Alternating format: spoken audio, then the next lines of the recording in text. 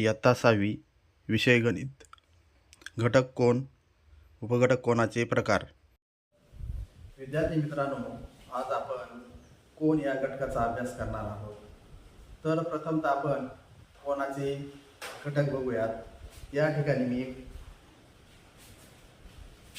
कोन काढला आहे. ABC हा कोन आहे.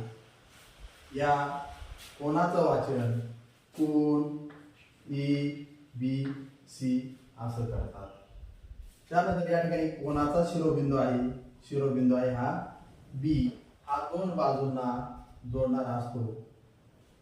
शिरोबिंदू हा B आहे. त्यानंतर कोनाच्या दोन बाजू आहेत. बाजू आहेत BA आणि बाजू आहे BC. या कोनाच्या दोन बाजू आहेत. हे कोनाचे घटक झाले. शिरोबिंदू, बाजू या हे कोनाचे घटक आहेत. तर आपण कोनाचे प्रकार अभ्यासूया. या ठिकाणी हे दोन स्केच पेन आहेत.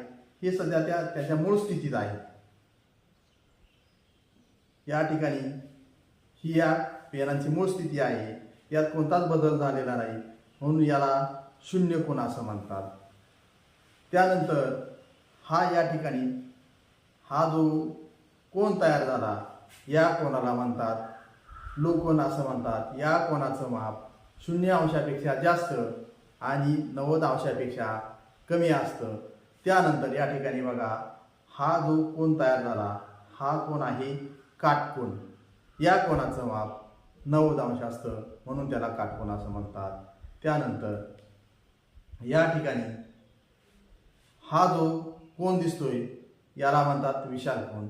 विशाल कोनाचं माप 90 अंशापेक्षा जास्त आणि 180 पेक्षा कमी असतं. त्यानंतर या ठिकाणी हा जो कोन दिसतोय, दोन्ही पेन सरळ रेषेमध्ये दिसत आहेत. हा जो कोन आहे हा सरळ कोन आहे आणि सरळ कोनाचं माप जे आहे ते आहे 180 अंश. त्यानंतर हा कोन या ठिकाणी तयार झाला. हा कोन आहे प्रविशाल कोन. प्रविशाल कोनाचं माप 180 पेक्षा जास्त आणि 360 पेक्षा कमी असतं.